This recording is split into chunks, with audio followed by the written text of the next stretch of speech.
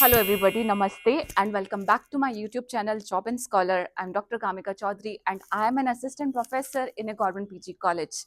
आज की वीडियो में बात करेंगे ऐसी वैकेंसी जो आपके लिए बहुत सारी गोल्डन अपॉर्चुनिटीज को लेके आएगी। वैकेंसी है आपकी साइंटिस्ट की वैकेंसी एंड कहाँ पे आई है? Ministry of science and technology के डिपार्टमेंट ऑफ बायोटेक्नोलॉजी में ये वैकेंसी आई हुई है। वैकेंसी के बहुत सारे पॉजिटिव आउटपुट्स हैं, बहुत सारे पॉजिटिव आउटकम्स हैं।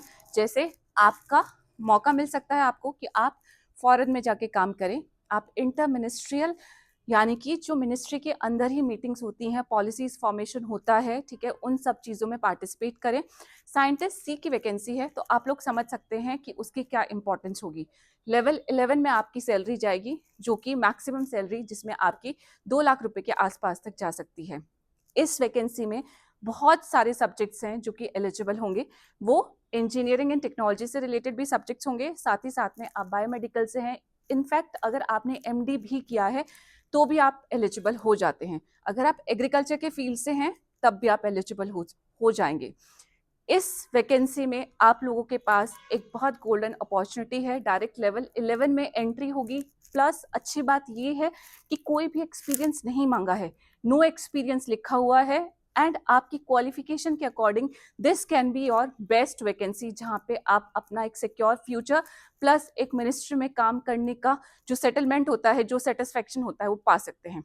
चलिए तो शुरू करते हैं, देखते हैं सारे डिटेल्स इस पर्टिकुलर वैकेंसी के बारे में। तो ये एडवर्टाइजमेंट है आपका, जो कि मैंने ऑलरेडी ओपन अप करके रखा हुआ है। इस एडवर्टाइजमेंट में पॉइंट नंबर 1 से स्टार्ट करते हैं, इधर उधर जाने की ज्यादा जरूरत नहीं है।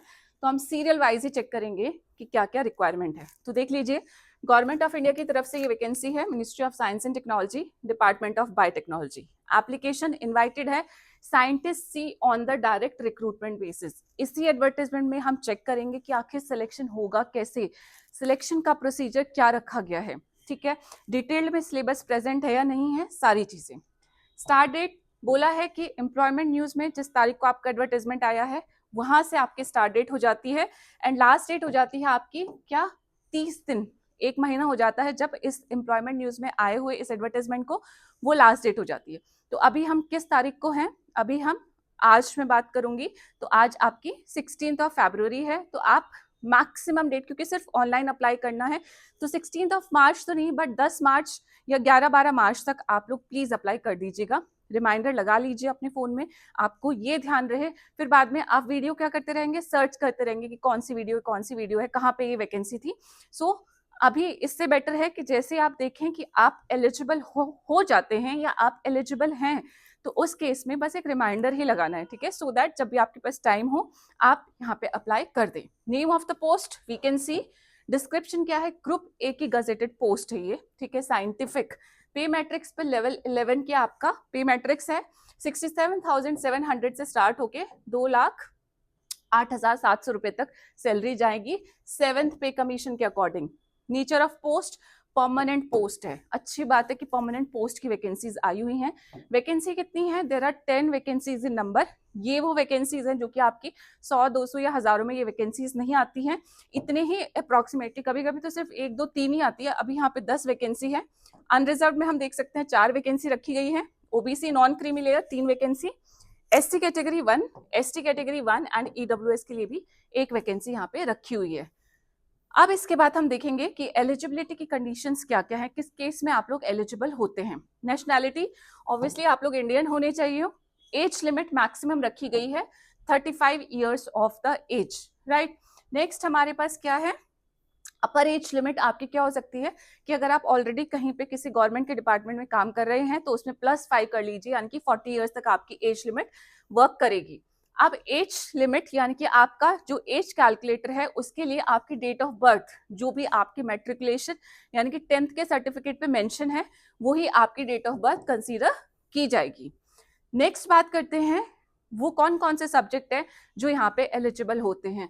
आपके पास अगर डॉक्टर ऑफ फिलॉसफी यानी कि पीएचडी की डिग्री है इन द डिसिप्लिन ऑफ, चाहे लाइफ साइंसेज हो, बायोटेक्नोलॉजी हो, बायोकेमिस्ट्री हो, कंप्यूटेशनल और फार्मास्यूटिकल और एग्रीकल्चरल और वेटनरी साइंसेज, इनमें से कोई सा भी साइंस, ठीक है, एग्रीकल्चर साइंस हो सकता है, कंप्यूटेशनल साइंस हो सकता है, फार्मास्यूटिकल साइंसेज हो सकते हैं, एंड रिलेटेड डिसिप्लिन भी सब एलिजिबल है। या फिर आपके पास पीएचडी की डिग्री है इन इंजीनियरिंग और टेक्नोलॉजी। कौन कौन से इंजीनियरिंग और टेक्नोलॉजी के फील्ड है? केमिकल और बायोमेडिकल और बायोटेक्नोलॉजी और बायोफार्मा और डॉक्टर ऑफ मेडिसिन यानी कि MD in any branch of the medicine. आप एमडी किसी भी ब्रांच ऑफ द मेडिसिन में हो सकते हैं फ्रॉम एनी रिकॉग्नाइज्ड यूनिवर्सिटी और institute. You are eligible for these particular position.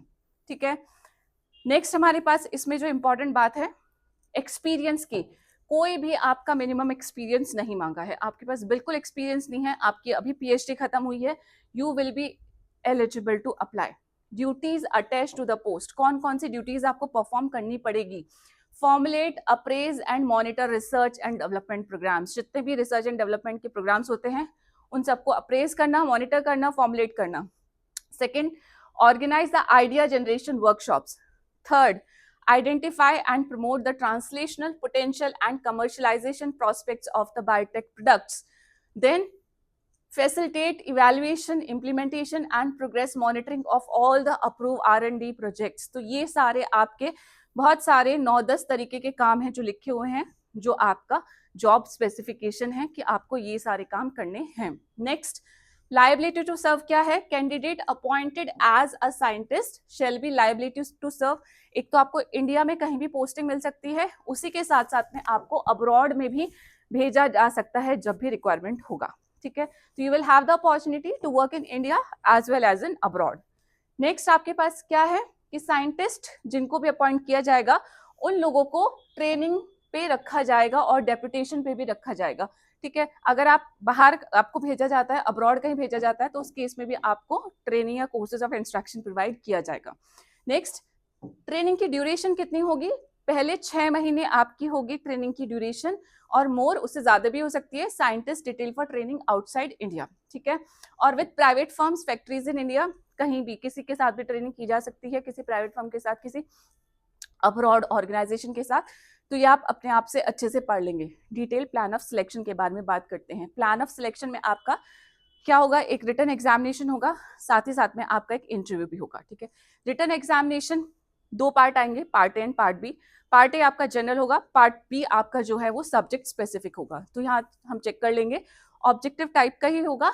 Total questions 200, maximum marks 200 and duration होगा आपका 120 मिनट्स, यानी कि 2 घंटे का टाइम आपको मिलने वाला है। ये देखिए बहुत डिटेल में सिलेबस भी प्रेजेंट है। पार्ट ए में जनरल एप्टीट्यूड के 100 क्वेश्चंस आएंगे, पार्ट बी में साइंटिफिक के 100 क्वेश्चंस आएंगे। हर क्वेश्चन आपका 1 नंबर का होगा। 20 क्वेश्चंस आएंगे, ये सारे सब्जेक्ट से, इनको पढ़ लीजिएगा। ठीक है, इनमें से 20-20 क्वेश्चन आने वाले हैं। 5 सब्जेक्ट है, biochemistry, agriculture, animal science, data science and bio chemistry.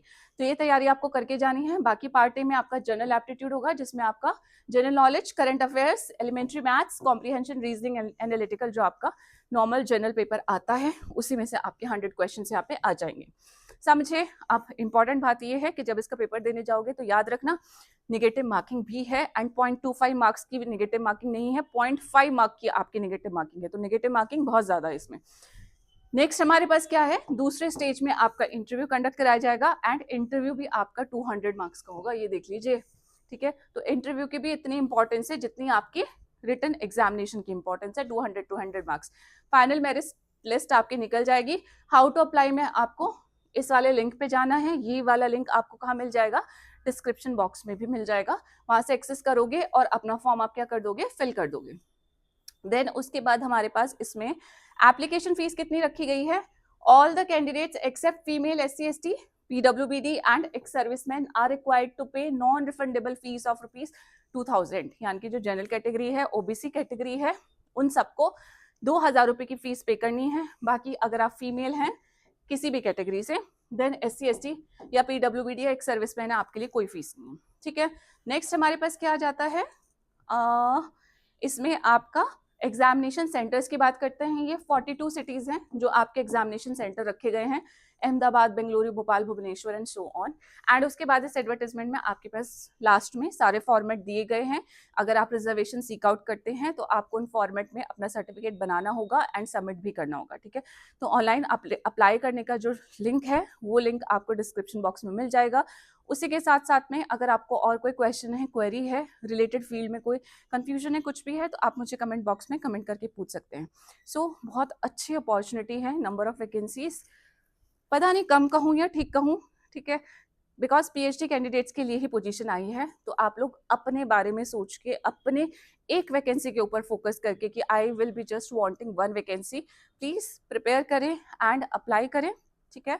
So all the very best, this was about this and I will meet you in my next video. Till then अपना ध्यान रखिएगा। जय हिंद, नमस्ते, bye bye, thank you.